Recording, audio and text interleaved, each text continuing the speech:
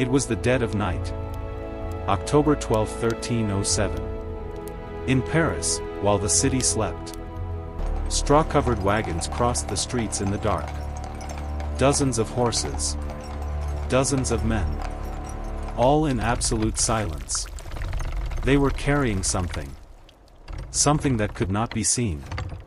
Something that could not be found. The following morning, October 13, 1307, a Friday, soldiers of the King of France simultaneously raided every Templar house in the kingdom. It was the most coordinated police operation of the Middle Ages. Thousands of knights arrested. A single day. With no warning.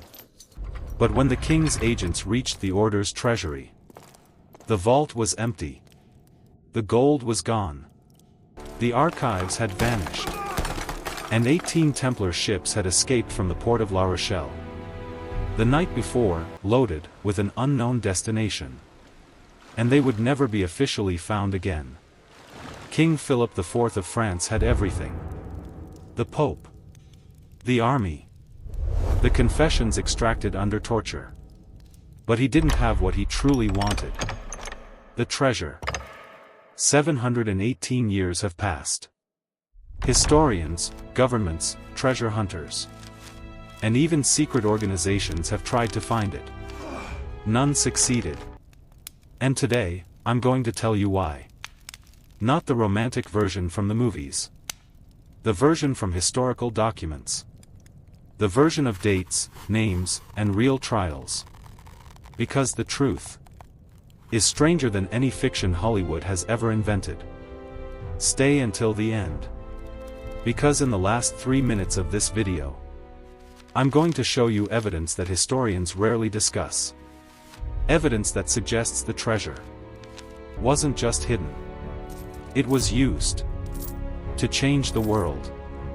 To understand where the treasure went, you need to understand who these people were. And they weren't what most people imagine. The year is 1119. Jerusalem has just been taken by the Crusaders.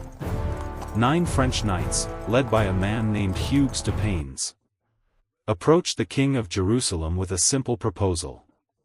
We will protect Christian pilgrims on the roads to the holy city. The king accepts. And he installs them in a very specific place. The ruins of King Solomon's temple, on the Temple Mount. From there would come the name that would cross the centuries. The Knights of the Temple of Solomon. The Templars. In the beginning, they were literally poor. The official symbol of the order was 2 knights riding the same horse, to show they didn't even have the money to buy an animal each. But then something happens that would change everything. In 1129, at the Council of Troyes, Pope Honorius II officially recognizes the order. And with papal recognition came something priceless. Unprecedented privileges. The Templars became exempt from taxes. They didn't have to answer to any king. They answered only to the Pope. They could cross borders freely. And they could receive donations from any Christian faithful in Europe. What happened next was the creation of the first international banking system in history. Think with me. You are a pilgrim in 12th century France. You want to go to Jerusalem. The journey takes months. The roads are full of thieves. You can't carry physical gold, you'd be robbed on the first day. What do? You deposit your money at a Templar house in Paris. They give you an encrypted document. When you arrive in Jerusalem, you hand the document to another Templar house. And you withdraw your money. Without carrying a single gram of gold during the trip. The Templars had just invented the check. 5 centuries before modern banks. And it wasn't just pilgrims who used this system. Kings used it. Popes used it. King Philip IV of France himself was a client of the Templars. In fact, he was a debtor. Deeply in debt. In less than 2 centuries, the Order of the Templars became the largest financial institution in Europe. owners of approximately 9,000 properties spread across the continent, including lands, mills, vineyards, castles, and churches. Conservative historical estimates suggest that the order's assets today would be worth tens of billions of dollars. They had a maritime fleet. They had 15,000 Templar houses throughout Europe. They had elite cavalry troops that terrified enemy armies. And they had something even more powerful: information. By operating a financial network that crossed borders, the Templars knew everything. They knew which kings had debts. They knew which nobles were bankrupt. They knew which popes had been elected under political pressure.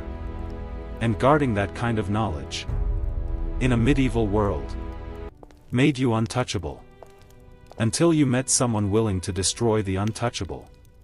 His name was Philip IV, King of France since 1285. History calls him the Fair, but not for his kindness. He was handsome of face, but cold and calculating like few medieval rulers. And he had a huge problem: debts. Philip fought expensive wars against England, against Flanders. He expelled the Jews from France in 1306 and confiscated their property. A cruel measure that earned him approximately 140,000 Parisian pounds. But it wasn't enough. Then he went after the Lombard merchants. He confiscated their fortunes. Still, it wasn't enough. And then, his eyes landed on the richest institution in Europe: the Templars. But there was a problem. You don't just arrest the Templars. They answer only to the Pope. They have armies. They have fortresses. And they have information that could topple any throne in Europe. So Philip IV did something brilliantly monstrous. He built a case. In 1305, an expelled former member of the order named Escu de Floiran approached the king with a series of scandalous accusations against the Templars. Secret and blasphemous rituals, idol worship, immoral practices. It was basically medieval fake news. But Philip understood that to destroy a sacred institution, you must first destroy its reputation. For 2 years, he worked behind the scenes. He managed to place a French pope on the papal throne, Clement V. A man who owed his position to the King of France. A man who moved the seat of the papacy from Rome to Avignon, a city within the French sphere of influence. With the Pope in his pocket, Philip began to prepare the blow. On September 14, 1307, he sent sealed orders to all agents and governors of the kingdom. The orders could only be opened on the appointed date. The plan was simple in its brutality. In the early hours of October 13, 1307, all Templars in France would be arrested simultaneously. Without warning. Without a chance to escape. Without the possibility of communication between them. And most importantly, the treasures would be confiscated before anything could be hidden. It was an operation that required perfect coordination in a world without phones, without radio, without internet. The fact that it worked to the extent it did is one of the most impressive logistical feats of the Middle Ages. At dawn on October 13, 1307, soldiers simultaneously raided every Templar property in France. Grand Master Jacques de Molay was personally arrested. Knights were chained. Documents were confiscated. Properties were sealed. The prisoners would be tortured, on the wheel, with fire at their feet. By the practice called strappado, where the arms were twisted until dislocation. Until they confessed everything the king wanted to hear. Heresy. Blasphemy. Idolatry. Sodomy. Worship of a head called Baphomet. Most of the confessions were false and everyone knew it. But Philip had what he needed. Signed confessions. And he had the Pope. On November 22, 1307, Clement V issued the papal bull Pastoralis Preeminentia. ordering all Christian kings in Europe to arrest the Templars in their territories. In 1312, the Council of Vienne officially dissolved the order. And on March 18, 1314, Jacques de Molay, the Grand Master, a 70-year-old man, who had survived 7 years of imprisonment and torture, was tied to a stake on an island in the Seine River, and burned alive. But here is what history doesn't usually tell. When the fire began to lick his feet, de Molay screamed. Not in pain. In defiance. He declared his innocence. He declared the innocence of the order. And he cursed King Philip IV and Pope Clement V by name. He said that within a year, both would stand before God to answer for their crimes. 42 days later, Pope Clement V died of intestinal disease. 7 months later, King Philip IV died of a stroke while hunting. In the next 14 years, Philip's 3 sons, Louis X, Philip V, and Charles IV, died without heirs. The Capetian dynasty, which had ruled France for 300 years, collapsed, triggering a conflict you probably know: the 100 Years' War. Coincidence or curse? History doesn't answer. But the documents are clear on the dates. And returning to the treasure, when Philip's agents reached the main vault of the Temple of Paris, the order's largest bank, they found the vault empty. Not just relatively empty. Completely empty. What had been loaded from there? Where did it go? And who warned the Templars with enough time to take it all? This is the part where history becomes a thriller. During the Templar trials in 1307, a brother of the order named Jean de Chalon gave extraordinary testimony. He said, and this is recorded in the official trial documents, that he had heard people commenting that Gerard de Villiers, the preceptor of the Templars in France, had escaped in haste with 50 horses, and then embarked with 18 galleys at sea. 50 horses. 18 ships. Loaded. With an unknown destination. And they departed the night before the arrests. Think about the logistics of that. You don't load 18 ships overnight. You need days of preparation. Someone inside King Philip IV's inner circle leaked the plan to the Templars, with enough advance notice for them to load everything and leave. That informant was never identified. The port of La Rochelle, 480 kilometers from Paris, was the order's main seaport in France. It was from there that Templar ships departed for the Mediterranean, for the Holy Land, for England. And it was from there that the fleet disappeared. Writer Sean Martin, author of the book The Knights Templar, recorded what is perhaps the most chilling sentence about this episode. How many Templar ships left La Rochelle in the autumn of 1307 is unknown. What they carried is also unknown. But one thing is known: the Templar fleet vanished completely. 718 years of historical research. No definitive answer. So where did they go? There are 3 theories backed by real historical evidence. Not legends. Evidence. In 1307, the Scottish King Robert the Bruce had been excommunicated by the Church. This meant one very specific thing. Papal orders had no legal validity in his territory. Scotland was the only place in Western Europe where a Templar could arrive without fear of being arrested by papal order. This is not theory. It is historical fact. Now pay attention to what happened in 1314. At the Battle of Bannockburn, a small Scottish army defeated a much larger English force led by King Edward II. It was one of the greatest Scottish military victories in history. And several historians over the centuries have documented a strange detail. At the decisive moment of the battle, an unidentified unit of heavy cavalry attacked the English from the rear. Heavy cavalry was extremely rare in medieval Scotland.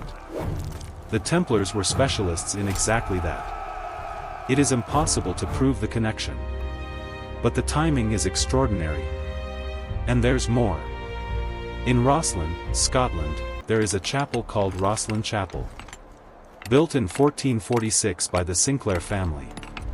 A family with documented connections to the Templars. The chapel is covered in Templar symbolism. Columns with motifs that appear in no other medieval European architecture. Corn cobs carved into the walls.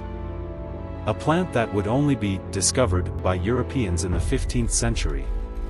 With the arrival in America. And under the chapel?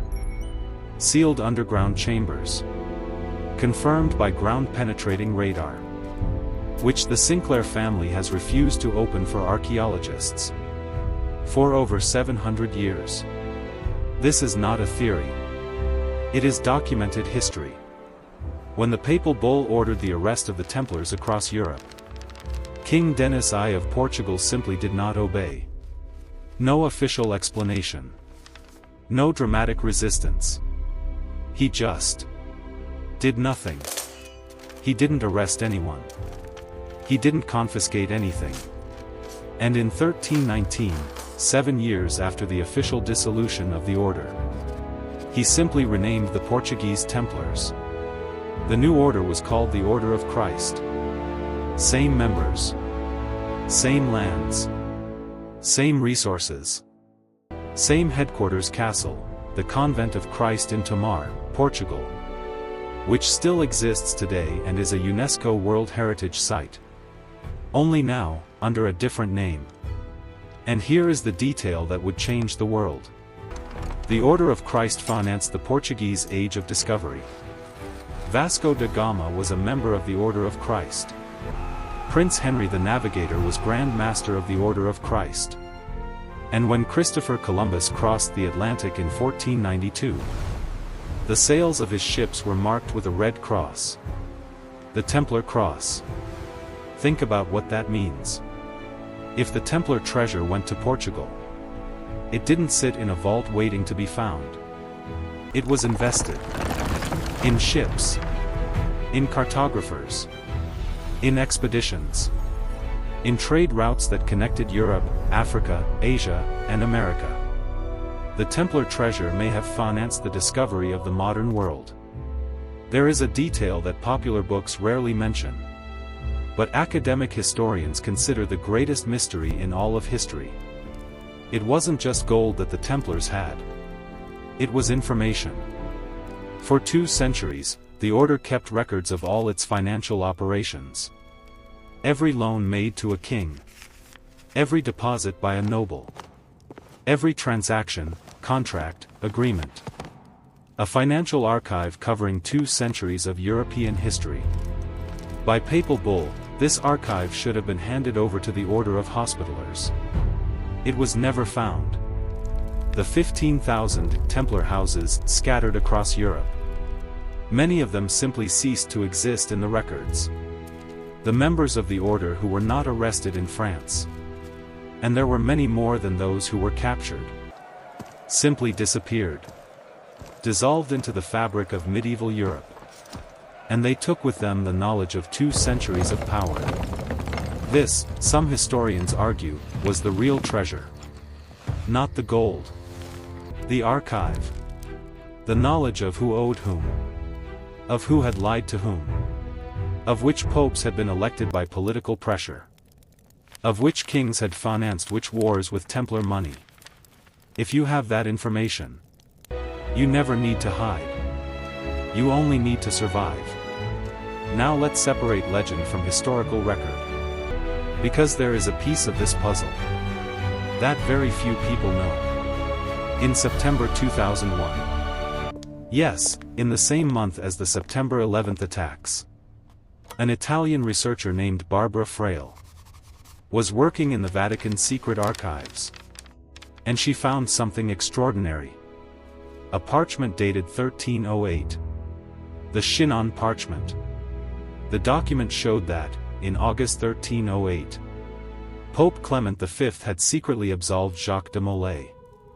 and the other Templar leaders of all charges of heresy. Secretly. The same Pope who publicly condemned them. The same Pope who signed the dissolution of the order. He had, in secret, recognized that they were innocent. And he did nothing. Because doing something would mean facing the King of France. And no one was willing to do that. In 2011, Pope Benedict XVI formally apologized for the execution of de Molay. And recognized that he was the victim of false accusations. 700 years later. But the Chinon parchment confirmed something even more important for our story. If the Templars were innocent of the charges, and if Philip IV destroyed the order to cancel his debts and seize their treasure, and the treasure wasn't there when he arrived, then someone warned them. And they had time to organize the largest exfiltration operation of the Middle Ages. Now think about the evidence. First asterisk, the royal inventories made by Philip IV agents recorded that the assets found on Templar properties were much smaller than expected for an organization of that size. This is in the trial documents themselves. Second asterisk, the 18 ships of La Rochelle exist as a record of judicial testimony. Jean de Chalon gave this deposition, and it is recorded.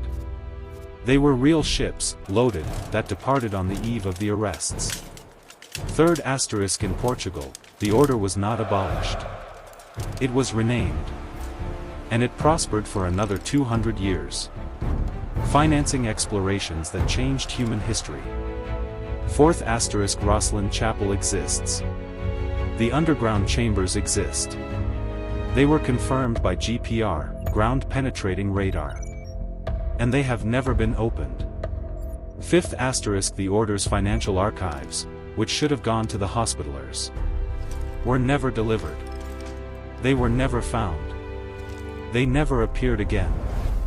What is the logical conclusion of all this? The Templars knew the operation was coming. They had days, perhaps weeks, of advance notice. They organized a sophisticated escape operation. They divided their assets. Part was loaded onto the 18 ships. Part was integrated into operations in Portugal. Part was distributed in hiding places we haven't found yet. And the archive. The archive was hidden so effectively that 700 years of searching have not located it. King Philip IV executed the most calculated coup of the Middle Ages. And even so, he got the short end of the stick. There is one last possibility. One that modern historians discuss with growing seriousness. And it is, in a way, the most disturbing of all. What if there was no centralized treasure to be found? Not in the sense we imagine. The Templars were bankers. They didn't stack gold in vaults like pirates. They operated a sophisticated financial system. Most of their wealth was in active loans, money that kings and nobles owed them. Properties, lands, castles, vineyards, mills, churches. Systems, the infrastructure of the financial network. Knowledge, the records, the contracts, the secrets. When Philip IV arrested the Templars and confiscated their properties, he took the properties. But he didn't get the loans, because the debtors simply stopped paying. He didn't get the system, because it depended on people and trust. He didn't get the knowledge, because it had left beforehand. The treasure wasn't a pile of gold waiting to be found. It was a network. And networks don't hide. They disperse. They survive. And they reorganize. Some say that the Order of Christ in Portugal was exactly that, the network being reorganized. Some say that the Templars who reached Scotland formed the basis of what, centuries later, would become Freemasonry. Some say that the missing archive was passed from generation to generation in specific families that still exist today. None of these claims can be proven. But none of them can be ruled out. Because the most important evidence in this whole story is not what was found, It is what was not. In 718 years of searching. No archive. No ship. No central treasure. No complete explanation for where the Templars who escaped went. And that, in itself, is an extraordinary feat because it is much harder to hide a secret for 7 centuries than it is to find buried treasure. So let's summarize what we actually know. On October 13, 1307, a Friday, the most powerful king in Western Europe executed the most coordinated operation of the Middle Ages against the richest organization in the world. He got confessions. He got papal support. He got properties. He did not get the treasure. The 18 ships of La Rochelle exist as a historical record. They departed on the eve of the arrests, loaded. They were never officially located. King Denis I of Portugal refused papal orders and transformed the Templars into the Order of Christ, which financed the great discoveries, which connected the continents, which created the modern world you know today. Jacques de Molay was burned alive on March 18, 1314. 42 days later, Pope Clement V died.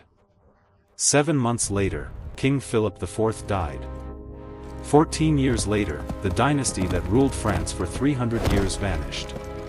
In 2001, the Vatican confirmed it had a document from 1308 that secretly absolved the Templars of all heresy. And the underground chambers of Rosslyn Chapel, confirmed by modern technology, remain closed. So you ask me, does the treasure exist? My answer is, it depends on what you call a treasure. If you are looking for a cave full of gold, you probably won't find it.